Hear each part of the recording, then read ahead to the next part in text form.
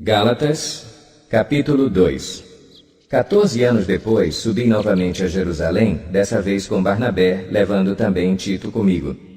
Fui para lá por causa de uma revelação e expus diante deles o evangelho que prego entre os gentios, fazendo-o, porém, em particular aos que pareciam mais influentes, para não correr ou ter corrido inutilmente.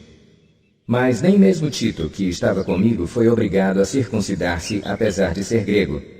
Essa questão foi levantada porque alguns falsos irmãos infiltraram-se em nosso meio para espionar a liberdade que temos em Cristo Jesus e nos reduzir à escravidão. Não nos submetemos a eles nem por um instante, para que a verdade do Evangelho permanecesse com vocês. Quanto aos que pareciam influentes, o que eram então não faz diferença para mim, Deus não julga pela aparência. Tais homens influentes não me acrescentaram nada. Ao contrário, reconheceram que a mim havia sido confiada a pregação do Evangelho aos incircuncisos, assim como a Pedro aos circuncisos.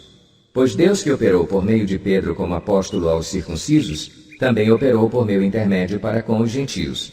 Reconhecendo a graça que me fora concedida, Tiago, Pedro e João, tidos como colunas, estenderam a mão direita a mim e a Barnabé em sinal de comunhão. Eles concordaram em que devíamos nos dirigir aos gentios e eles aos circuncisos. Somente pediram que nos lembrássemos dos pobres, o que me esforcei por fazer. Quando, porém, Pedro veio a Antioquia, enfrentei-o face a face por sua atitude condenável. Pois, antes de chegarem alguns da parte de Tiago, ele comia com os gentios. Quando, porém, eles chegaram, afastou-se e separou-se dos gentios, temendo os que eram da circuncisão.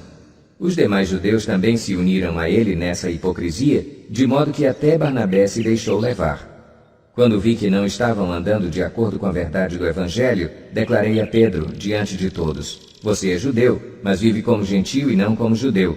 Portanto, como pode obrigar gentios a viverem como judeus?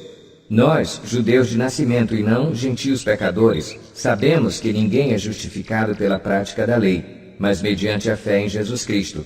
Assim nós também cremos em Cristo Jesus para sermos justificados pela fé em Cristo e não pela prática da lei, porque pela prática da lei ninguém será justificado. Se, porém, procurando ser justificados em Cristo, descobrimos que nós mesmos somos pecadores, será Cristo então ministro do pecado? De modo algum. Se reconstruo o que destruí, provo que sou transgressor.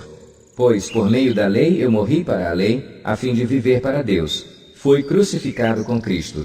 Assim, já não sou eu quem vive, mas Cristo vive em mim. A vida que agora vivo no corpo, vivo-a pela fé no Filho de Deus, que me amou e se entregou por mim. Não anulo a graça de Deus, pois se a justiça vem pela lei, Cristo morreu inutilmente.